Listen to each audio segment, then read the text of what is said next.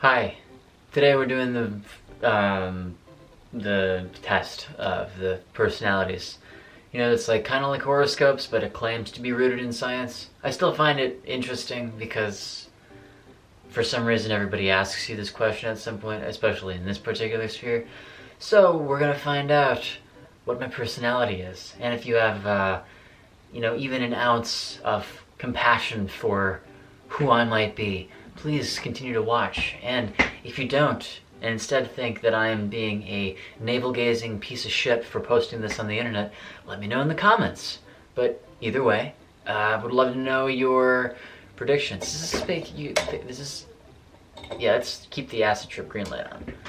Alright, so the free personality tests. I don't even know where to go. So, it's free. There's no money involved in this, thank God, because I don't have any of that. So you regularly make new friends. No. You spend a lot of your free time exploring various random topics that pique your interest. Yeah. Red pill, music, arts, linguistics, myself. Seeing other people cry can easily make you feel like you want to cry too. Yes. At social events, you rarely try to introduce yourself to new people and mostly talk to the ones you already know. Me, every time. Talking to new people is one of the most arduous tasks that I actively avoid, if I can. I think the only reason I know how to talk to people is because I have a very extroverted father. And I have an extroverted father for like the crazy introvert that I know that I am. So this is, yeah, where was I going with this? Oh yeah, you prefer to completely finish one project before starting another. I mean, I prefer, but does anybody else have this problem where you, like, they're doing 3 different things at the same time, 3 different projects, and then you get so overwhelmed with your novel ideas, if we'll even call them novel, that you can't finish any of them, and instead put them on the back burner. And once they're on the back burner, don't finish anything. That does happen to me a lot. But I prefer is the word choice here. Yes. You feel comfortable just walking up to someone you find interesting and striking up a conversation. Who the fuck am I, a psychopath? Hell no. Disagree. You are not too interested in discussing various interpretations of analyses of creative works. I'm not interested? No, I disagree. Of course I'm interested. Everyone's interested in discussing their own verse. More inclined to follow your head than your heart. Follow my head? It's like my head's detached from my body and I'm following it. I think I follow my heart a little bit more than my head, because usually my gut, my feelings are more accurate.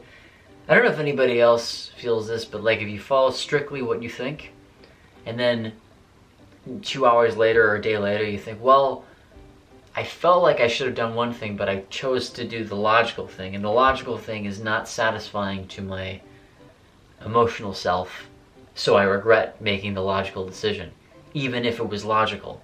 So for the satisfaction of my emotional integrity, to maintain emotional satisfaction, I tend to follow my heart.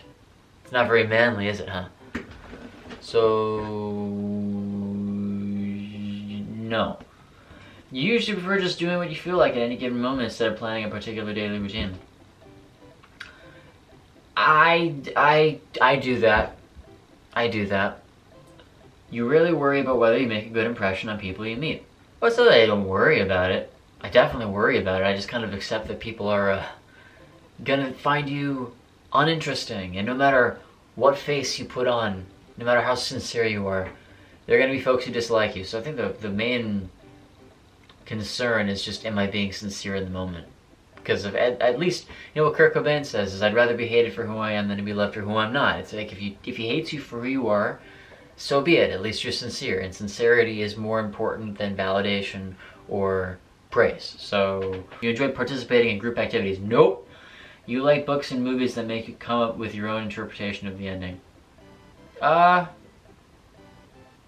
Well, no, I like it when the author gives me like his own ending. Like George Lucas's Star Wars can be interpreted in many different ways, but Star Wars still had a very particular development of its characters that George Lucas wrote specifically for them. It's not my job to interpret that. It was all him. So I would say I slightly disagree with that. Your happiness comes from helping others accomplish things than your own accomplishments. You are prone to worrying that things will take a turn for the worse. All the time. All the time. I'm always like, when is my life going to go to shit today? I'm ready for it. I'm present for it. You avoid leadership roles in group settings. No. I like being a leader. I like being a leader if I'm allowed to make everybody... I want to raise everyone's morale. You know what I mean? I don't want to be an asshole leader. Sure, you got to be strong and know how to have conviction, but like if I were in a position where I get to guide people and help them get to where they need to be, that's very enjoyable for me. But it's all... I would like to call it altruistic, but calling myself altruistic is not... it's a kind of a no-no to describe yourself with positive attributes, positive adjectives. You're definitely not an artistic type of person. No, come on. You think the world would be a better place if people rely more on rationality and less on their feelings. And that's tough. I'm completely neutral on that because it really depends on the situation for me. You prefer to do your chores before allowing yourself to relax. Somewhat. And then you enjoy watching people argue. It depends. Is this a nasty argument or is this an argument for truth? I think this is probably like in real life, so I'm gonna say no. I don't like it when people argue. You tend to avoid drawing attention to yourself. Now, I would say it would be ironic for me to say that I do avoid it because I'm posting this on the internet for everybody to see, but generally speaking in my real life, I'm very quiet. I don't talk a lot. It's actually why I like to do these videos, because it's the one time in my life where I have the floor and I can get these thoughts out, because otherwise people I hang out with, I'm like, alright, and I listen attentively. It's not to say I don't like to listen, it's just in my real life I'm not very extroverted whatsoever, but okay, yeah, I do avoid it. Your mood can change very quickly. Yes. You lose patience with people who are not as efficient as you. No. You usually prefer to be around others rather than on your own. If it's just random people, then no, I definitely disagree with that. I'd rather be around good friends, though. You become bored or lose interest when the discussion gets highly theoretical. Hell no, that's where it gets fun. You find it easy to empathize with a person whose experiences are different from yours. Yeah, I find that pretty easy. Compassion is one of my strengths. You rarely second guess the choices that you have made. Oh, come on, dude. I'm always second guessing myself. That's why I was talking about the difference between logical and feeling-based decisions. It's like, at least with my feeling-based decision, I know that I'll feel the satisfaction of making something that is good physiologically. You know what I mean? But then again, look, I'm doing it right now. I'm second guessing my answer to the same question. You rarely feel insecure. Now, I get insecure about a lot of things. And this is really vague. Yeah, I get insecure. It's okay to admit that. I'm not an infallible human being. But what do I have to impress? Who do I have to impress? You avoid making phone calls. Unless it's with my girlfriend or with very close friends. And even with very close friends, I tend to avoid them. Yeah, definitely. Because someone said this on Facebook a couple of weeks ago. But it's like, it's really hilarious how we invented the phone in the 19th century.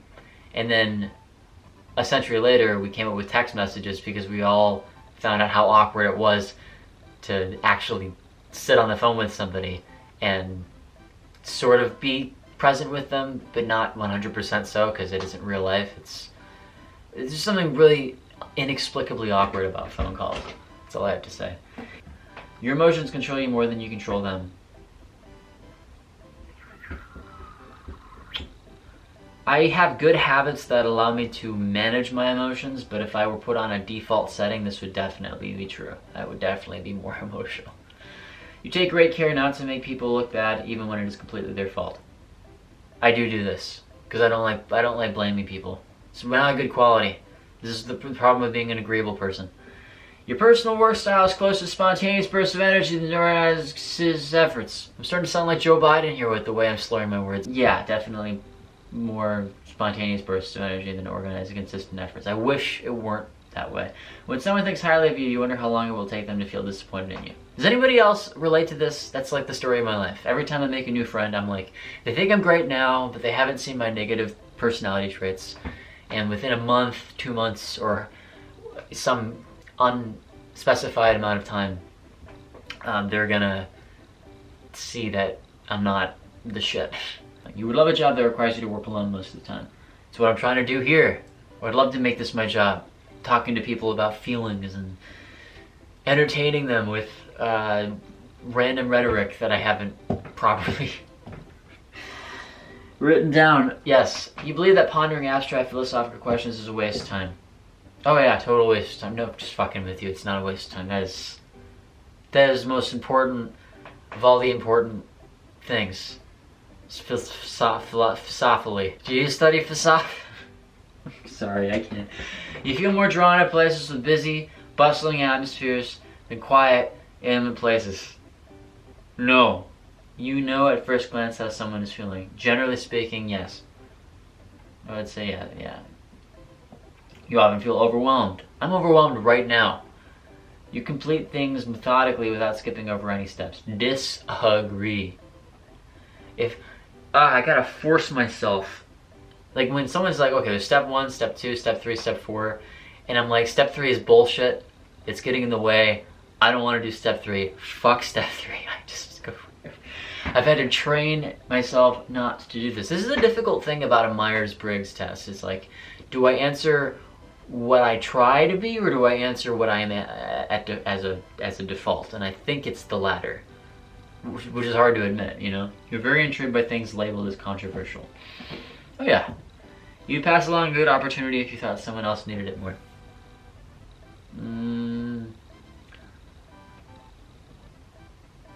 Yeah, I would.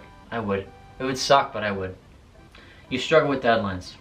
I don't want to say I struggle that much. I struggle a little bit. You feel confident that things work out for you. I have some confidence that my life is going to be okay, but I'm always prepared for it to completely collapse and go to shit. Alright, my gender. Male. Or other, because we have more than male and female now. Come at me, YouTube. I'm looking at you, Vosh. It says INFP. I've gotten INFJ before. I have taken this test. I always get like either really weak J or really weak P. I'm like really sitting at the center, so like it's either INFJ or INFP. And it's this time, because if you look at it, it's like 49-50 here. Everything else is pretty consistent. Introverted. Very introverted. Energy. Always thinking about how things could be. Nature, thinking versus feeling. Yeah, I'm a feeler. I know I'm a feeler. I know. It's not my, Jack, you watching this? Jack, if you're watching this, you're totally an INTJ, dude. Yeah, I have a thing where most of my friends are like INTJs. And again, just to disclaimer here, I know that this is not the perfect way to, well, predict how someone's going to behave in any given workplace or environment, but this is relatively consistent. I just don't know how to apply this to a real life setting. But yeah, INFP, and then T. Who am I like? I'm like Jared Tolkien, William Shakespeare, Bjork, Alicia Keys, Tom Hiddleston, Julia Roberts, William Woodsworth. I'm like Johnny Depp. That's right, just like Johnny Depp. Amélie Poulain. Amélie Poulain with the French accent. You know I speak French? No. That's right. Let's keep that a secret. Yeah. There we go. That's what this is. It's my stuff. It's my personality. Cool. Would you tell me what your personality is? Was it similar to mine? Are we all kind of similar here? I'm gonna guess there are a lot of INFs here, a lot of Fs, lots of feelers in that crowd. Maybe more thinkers. I don't know. Whatever. Thank you all for giving me a platform where I can do this and actually talk and feel like people listen to me. It's really cool. Because like I said earlier, I'm in my real life, I'm a pretty quiet guy, and it's hard to find that space, that spotlight where I can just shoot the shit by myself for a given period of time. Alright, well, you guys have yourselves a splendid after evening, noon time, night, and I'll see you later. Bye. Thank you. Hey.